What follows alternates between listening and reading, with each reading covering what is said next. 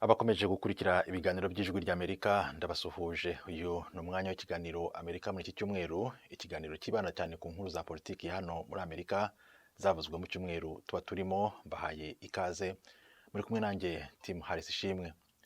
Ministiri w'intebe wa Isirayeli Benjamin Netanyahu akomeje gushimangira ko igihugu cye kizakomeza ibikorwa byacyo bya gisirikare kugeza kiranduye Hamas. Ku cyumweru gishize Netanyahu yavuze ko hashobora kubaho amasezerano yo kurekura abafashweho ingwate na Hamas barenga 200.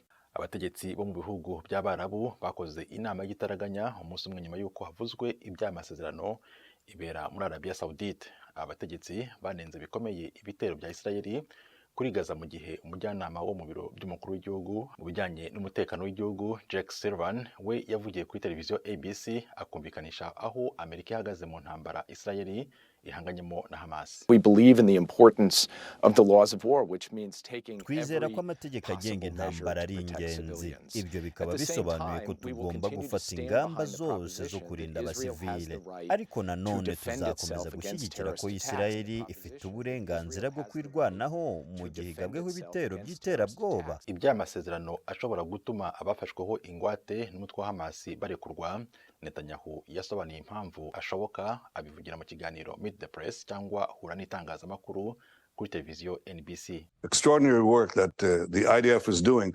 Akazi gakomeye cyane igisirikare cya Isirayeli cyakoze ni ugushyira igitutu ku buyobozi bwa Hamas.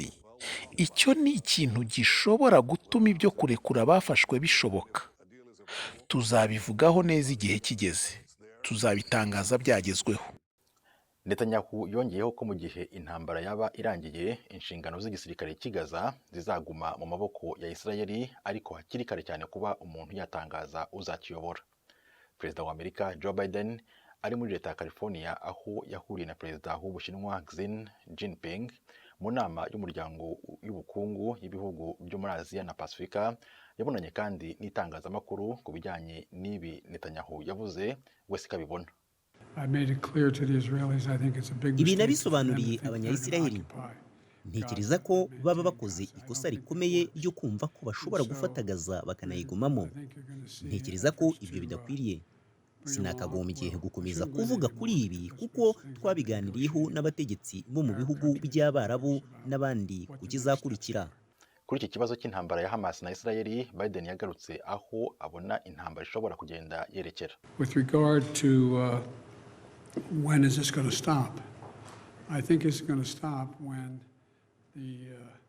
ku bijyanye n'igihe intambara izarangirira, ntekereza ko izarangira igihe Hamas izaba itagifite ubushobozi bwo kwica, guhohotera no gukorera ibintu biteye ubwoba abayisiraheli, kandi kugeza ubu baracyatekereza ko babishobora.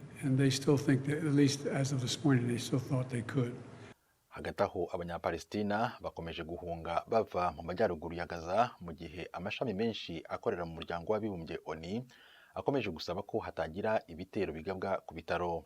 Ku rundi ruhande, mu gihe intambara y'Isirayeli na Hamas ikomeje, hano i Washington DC abantu bagera ku bihumbi 60 bakoze imyigaragambyo yateguwe n'amashyirahamwe y'Abayahudi.